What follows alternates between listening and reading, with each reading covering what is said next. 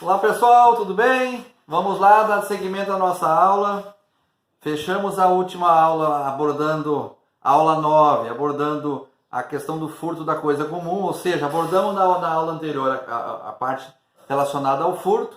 Findamos a aula abordando a questão do artigo 156 e vamos adentrar hoje na questão do roubo, tá? E extorsão. O roubo e extorsão nós vamos dar entrada a partir do artigo 157 do nosso Código Penal. Tá? Então vocês têm o material aí e tem também o código para poder se amparar. Como sempre, vamos analisando e fazendo comentários sobre o tema, tá bom? Bom, temos que ver a redação do artigo 157. O que ele diz? Subtrair coisa móvel alheia para si ou para outra, mediante grave ameaça ou violência à pessoa. Vamos dividir o artigo, tá? O que diz? Então vamos dividir em partes. Ou depois de havê-la, para qualquer meio reduzido em possibilidade de resistência. Então vamos lá. Subtrair coisa móvel alheia, ou seja, subtrair coisa móvel. Não pode ser nada que não seja móvel. Portanto, claro, não pode haver um roubo, roubar, carregar uma casa nas costas. Tá? Para si ou para outrem. Se eu posso roubar para mim ou roubar para alguém, para entregar a alguém. Mediante grave ameaça ou violência à pessoa. Então o roubo vai ser sempre mediante grave ameaça ou violência. Tá? Está intrínseco no contexto da configuração do crime. Tá? Ou depois de já ter cometido o crime, por qualquer meio, tá? Impossibilite a resistência da vítima, no caso. Tá? A pena do crime de roubo é de reclusão, veja bem, não é detenção, é reclusão, de 4 a 10 anos e multa. Pena de 4 a 10 anos e multa. Essa é a configuração do crime de roubo. Tá? O artigo 157 nos apresenta também parágrafos e incisos. É um artigo bem denso porque o crime de roubo ele se apresenta em várias formatações. No sentido de interpretação, que eu quero dizer. Bom, partindo desse princípio, vamos analisar então o parágrafo 1º do artigo 157, que traz ainda condizente com o início do caput, a questão do crime de roubo. O que diz o parágrafo 1º? Na mesma pena, qual é a mesma pena? Reclusão de 4 a 10 anos e multa. Tá? Na mesma pena incorre quem logo depois de subtrair a coisa emprega violência contra a pessoa ou grave ameaça. Ou seja, subtraiu, roubou. Depois, por exemplo, ele roubou e aí o cara se deparou, o dono da casa se deparou com ele roubando e ele agrediu o cara para poder fugir. A fim de assegurar a impunidade do crime ou a detenção da coisa para si ou para terceiro. Ou seja, na mesma pena vai acontecer com quem subtrair da coisa porque ele já roubou. Ele já roubou. Então, ele ainda usa de violência contra ou grave ameaça contra a pessoa. Se tu me entregar para a polícia, eu vou te matar. Sabe? Isso é o contexto do parágrafo 1º. Bom, parágrafo 2º fala da questão do aumento da pena do crime de roubo. Que nós temos a seguinte interpretação. A pena aumenta-se de 1/3 até a metade. 1/3 até a metade. Tá? Se há concurso de 2 ou mais pessoas, ou seja, se do roubo há concurso de 2 ou mais pessoas, a pena vai ser aumentada de 1/3 até a metade.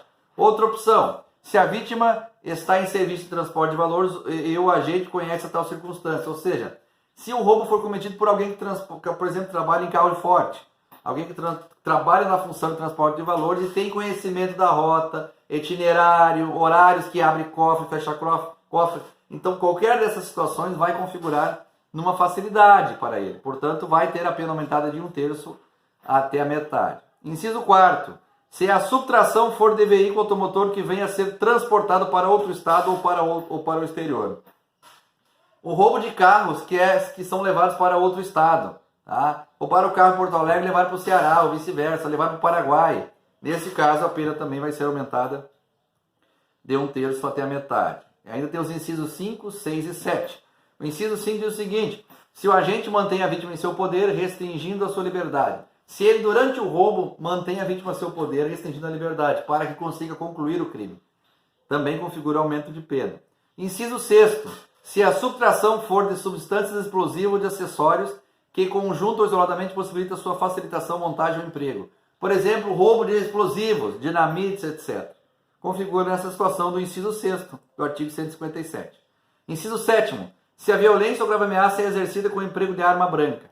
Facão, faca, espada, Qualquer uma dessas searas vai implicar no aumento da pena em 1/3 até a metade. Tá? Essa é a primeira configuração. As opções que eu citei, ó, do parágrafo 1º, do parágrafo 2º, vão aumentar a pena de 1/3 até a metade. Do parágrafo 2º, a linha A, a pena vai ser possibilitamente aumentada de 2/3. Em quais situações? Se a violência ou ameaça é exercida com o emprego de arma de fogo, que eu falei antes, tá? E aí existe uma observação importante, porque nós falamos antes da arma branca, agora é da arma de fogo. Da arma de fogo a pena vai ser aumentada em 2/3. Tá? E a outra opção, se há destruição ou rompimento do obstáculo mediante o emprego de explosivo ou artefato análogo que causa perigo comum. Se para entrar no cofre eles explodem, vamos botar dinamite para explodir o caixa eletrônico do banco para roubar. Exemplo que vai aumentar a pena até 2/3, parágrafo 2º da linha A. Tá? Mas não termina por aí, porque ainda tem o parágrafo 2º, a linha B. O que diz o parágrafo 2º da linha B? Se a violência ou grave ameaça é exercida com o emprego de arma de fogo, de uso restrito ou proibido, ou seja, arma de fogo que é uso restrito do exército, etc, etc. Tá? Aplica-se em dobro a pena prevista no caput desse artigo. Ou seja, qual é a pena prevista no caput desse artigo? Reclusão de 4 a 10 anos. Pode-se aplicar de 8 a 20. Tá? Então veja bem, em que casos, em que situação? Se for através do uso de arma restrita ou de uso proibido. É parágrafo 2º da linha B. Parágrafo 3º, que traz questão do resultado efetivo, do fato resultante da violência empregada. O que diz o parágrafo 3º? Se da violência resulta. E aí o código nos apresenta os dois incisos. O primeiro diz o seguinte: lesão corporal grave, tá? Ou seja, se da violência empregada resultar lesão corporal grave, a pena vai ser de reclusão de 7 a 18 anos e multa. Inciso segundo diz o seguinte: se da violência empregada resultar em morte, tá? A agressão resultou em morte, a pena de reclusão vai ser de 20 a 30 anos e multa. Veja que são dois itens que pesam a mão na condução do somatório de pena final. Tá bom? Bom, essa é a regra básica dogmática penal do Código. Agora é necessário que a gente faça uma análise superficial, pelo menos, doutrinária do crime de roubo. Tá? E o que nós temos que abordar inicialmente? Os sujeitos do delito do roubo. Quais são os sujeitos? Ah, é o ladrão? Tudo bem. Primeiro que qualquer pessoa pode ser sujeito ativo do crime de roubo. Qualquer um pode cometer um roubo. Qualquer um de nós. Tá? O sujeito passivo, esse sim vai ser a vítima. Vai ser aquele que tem o seu bem subtraído. Tá? Esse vai ser a vítima. Tá? Lembrando que no roubo sempre vai ser com uso de violência ou grave ameaça. Tá bom? Qual é o valor protegido pela norma penal que implica na imputação do crime de roubo? É o patrimônio. Patrimônio da pessoa que é vítima do crime. Tá? E a integridade física também. Física e mental, tá? Da vítima. Então, o elemento central, o elemento do tipo subjetivo do crime de roubo é o verbo subtrair. Tá? Subtrair. Ok? Bom, e os meios executórios? Nós temos uma característica especial no crime de roubo, porque, veja bem, o crime de furto e roubo são crimes densos que se apresentam de maneira ramificada em várias situações. Tá? Então, quando a gente fala no artigo 157, que analisa no seu bojo, no seu contexto, o crime de roubo, nós temos que entender também que a doutrina completa ele traz os meios executórios, ou seja, quais são os meios que se possibilita executar o crime de roubo. Tá? E são vários. Vou trabalhar primeiro o meio da violência física, vis corporalis, em latim, que diz o seguinte: consiste no emprego de força contra o corpo da vítima. Ou seja, para cometer o roubo, eu tenho que agredir a vítima para roubar. Tá? Então, é o meio da violência física. Outro meio é a grave ameaça. O que nós temos que entender da grave ameaça? É a ameaça de violência moral, tá? Aquela que traz um temor à vítima. Tá? Eu vou roubar aqui e tu deixa eu levar, senão eu te mato. Vou matar teu filho, tua esposa, etc. Então, configura-se, dentre outros exemplos possíveis, na grave ameaça. Tá? Opção C, qualquer outro meio que reduza a impossibilidade de resistência. Os meios que venham a causar a impossibilidade de resistência da vítima. Tá? Então, consiste no meio que não constitui violência física ou grave ameaça. Tá? Mas, por exemplo, fazer a vítima beber até ela perder a noção e daí cometer o roubo. Tá? É uma modalidade configurada do crime de roubo. Tá? Bom, essas observações foram os meios executórios, ou seja, os caminhos de execução possíveis de interpretação do crime de roubo.